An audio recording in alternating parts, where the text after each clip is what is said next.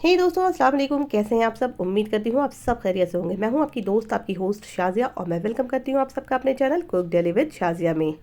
आज मैं अपने दोस्तों के लिए लेकर के आई हूँ गर्मियों की स्पेशल कच्चे आम के मुरब्बे की रेसिपी, जो खाने में बहुत ही मज़ेदार होती है और बनाना बहुत आसान है। इसको एक दफ़ा ज़रूर ट्राई करें और ट्राई करने के बाद मुझे इसका फीडबैक देना बिल्कुल भी ना भूलें। रेसिपी पसंद आए तो फैमिली एंड फ्रेंड्स में भी शेयर करें। वीडियो को लाइक और चैनल को सब्सक्राइब करना भी बिल्कुल ना भूलें। गर्मियों में हमारे दिनों में अक्सर हमारी मम्मियाँ ये मुरब्बा हो या आम की लौंजीज हो ज़रूर बनाया करेंगी, क्योंकि हम बच्चे जब खाना नहीं खाते थे मम्मियाँ ये बना के रख देती थी हमारी, और हम दिन भर इनको खाते थे। कुछ खाने का मूड नहीं करा, मम्मी ने रोटी पराठे या कचौरियाँ बना के दे दी, इसके साथ हम बिल्कुल मज़े से खाना खा लिया करते थे। आप भी बनाएं इसको, बहुत सिंपल सी रेसिपी है लेकिन खाने में बहुत मज़ेदार है। अगर आपके बच्चे भी खाना नहीं खाते तो एक दफ़ा इसको भी ट्राई करके ज़रूर देखें। ये ऐसी रेसिपी है कि आपको बनाने के बाद इतना मज़ा आने वाला है कि आप मैंगो जैम लाना तो अपने घर में बिल्कुल बंद कर देंगे। इस मुरब्बे को हम साल भर फ्रिज में रख करके खा सकते हैं, बिल्कुल भी ख़राब नहीं होगा। और इस वीडियो के एंड में मैं आपको एक आम की चटपटी सी इंस्टेंट चटनी की रेसिपी भी बताऊंगी, जो गर्मियों में आपके भूख को खोल देगी और आपको खाने में बहुत ही मज़ा आएगा। खाने के साथ उसको आप ज़रूर शामिल करें। चलिए तो हम बनाते हैं झटपट से अपने आम के मुरब्बे की रेसिपी को। आम का मुरब्बा बनाने के लिए हम सबसे पहले लेंगे कच्चे आम। उसको पीसी पीलर की हेल्प से अच्छी तरीके से पील कर लेंगे। ऊपर के सिरे के हिस्से को किसी छुरी की हेल्प से अच्छी तरीके से रिमूव कर देंगे। अगर आपके पास पीलर नहीं है तो आप छुरी की हेल्प से भी इसके छिलके आराम से उतार लीजिए।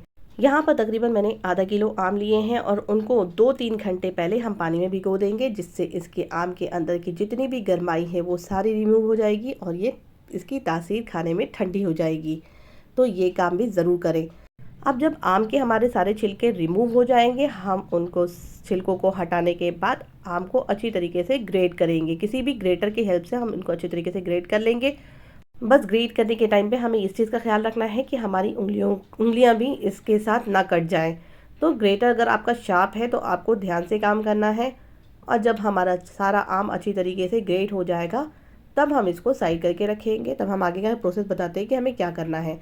गुठलियों के चारों तरफ से हम आम को अच्छी तरीके से ग्रेट करने के बाद गुठलियों को साइड करके हटा देंगे और 2-3 गुठलियों को हम एज अ प्रिजर्वेटिव काम करेंगे, जो हम अपने मुरब्बे के अंदर पकने के टाइम पे डालेंगे। बाकी की गुठलियों को हम फेंक देंगे, उसका हमारे लिए कोई काम नहीं है, तो इसलिए हम उसको फेंक देंगे। साइड साइड से हम सारे के सारे आम को अच्छी तरीके से ग्रेट करेंगे, जिससे गुठलियों के आसपास के सारे आम अच्छी तरीके से ग्रेट हो जाएं। अब यहाँ पर मैंने पहले से ही अपने बाकी के जितने भी आम थे सबको ग्रेट करके रखा था, ताकि हमारा टाइम वेस्ट ना हो। चलिए, अब हमारे आम अच्छी तरीके से ग्रेट हो चुके हैं। अब हम चलते हैं आगे के प्रोसेस की तरफ कि हमें क्या करना है। बहुत आसान सी रेसिपी है। अब हम लेंगे एक पैन और पैन के अंदर ऐड करेंगे 2 चम्मच भर के देसी घी के। और जब घी हमारा अच्छी तरीके से गर्म हो जाएगा, हम इसमें ऐड करेंगे 1 चम्मच भर के पचफोड़न के।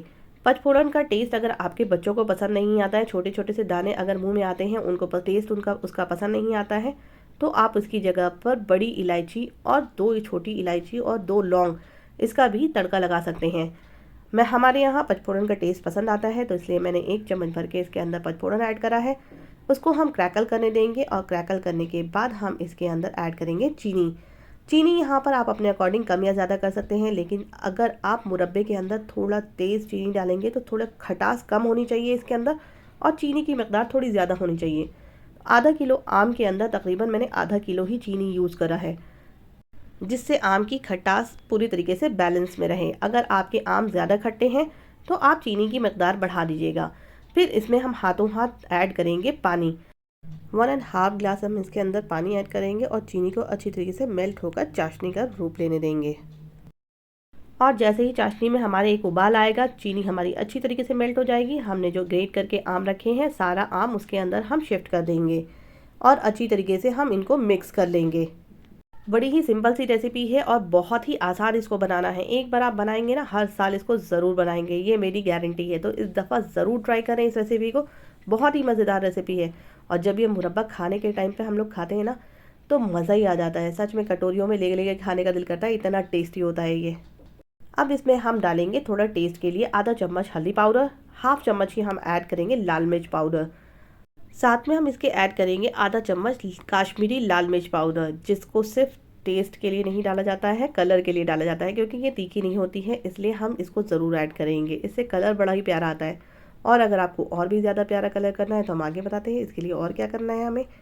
साथ में मैंने इसमें ऐड करा है 1 चम्मच भर के काला नमक। काला नमक आप कम या ज़्यादा कर सकते हैं। अगर आपको टेस्ट और भी ज़्यादा चटकारेदार पसंद है तो आप 1 की जगह 1.5 चम्मच डाल सकते हैं।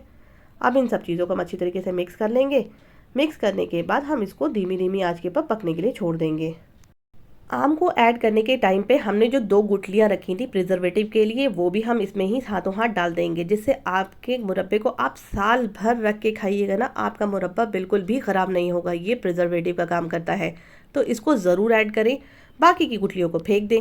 और अगर आपको और भी ज़्यादा प्यारा कलर चाहिए तो ऐड कर दें 1/2 चम्मच ऑरेंज फूड कलर। ये ऑप्शनल है, अगर आप डालना चाहते हैं तो डालें, नहीं डालना चाहते हैं तो इसको पूरी तरीके से स्किप कर सकते हैं।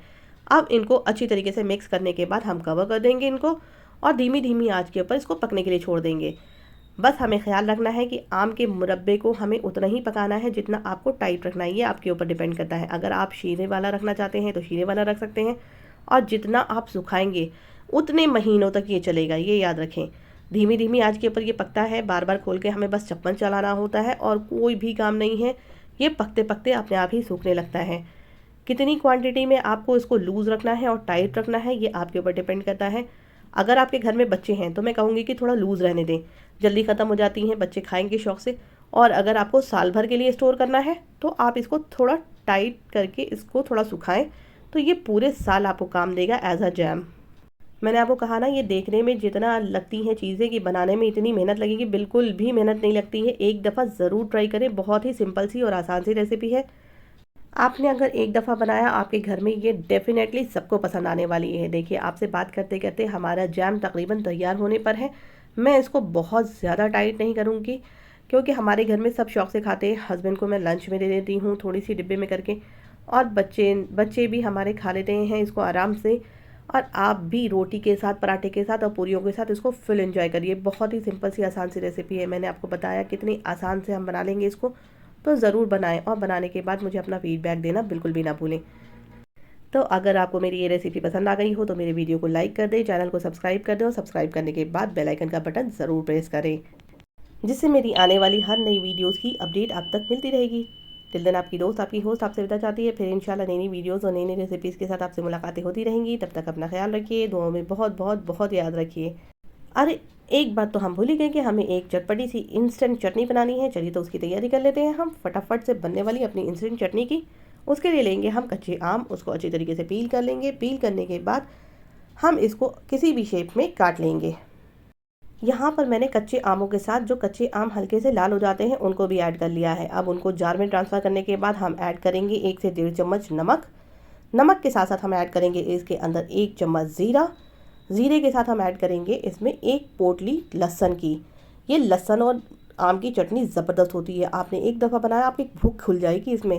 उसको लहसुन को अच्छी तरीके से पील करने के बाद हम साथ में इसमें ऐड कर लेंगे। अब ऐड करेंगे तीखेपन के लिए हम लाल साबुत मिर्चें। आपको जितने तीखा खाना है उस हिसाब से मिर्चें यहाँ पर ऐड कर लीजिए। मैंने 8 से 10 मिर्चें वो यहाँ पर ऐड करी है। थोड़ा सा पानी डालेंगे, इसको अच्छी तरीके से ब्लेंड कर लेंगे। अब ये ब्लेंडर तो मेरा ख़राब हो गया था, अच्छी तरीके से चला नहीं। मैंने इसको अच्छी तरीके से दूसरे ब्लेंडर में ट्रांसफ़र करा और इसको कर दिया अच्छी तरीके से ब्लेंड। ये हमारी परफेक्ट सी चटनी हो गई है रेडी। इसको अपने खाने में शामिल करिए, आपकी भूख गर्मियों में ज़बरदस्त खुल जाएगी। तो आम के मुरब्बे के साथ साथ बनाएं ये ज़बरदस्त सी इंस्टेंट चटनी, जो आपके भूख के साथ साथ आपके खाने में आपकी खुराक बढ़ा देगी। चलिए, तब आपकी दोस्त आपसे विदा चाहती है। अपना ख्याल रखिए, दुआओं में बहुत बहुत बहुत याद रखिए। अल्लाह हाफिज़। एंजॉय योर चटनी एंड मुरब्बा।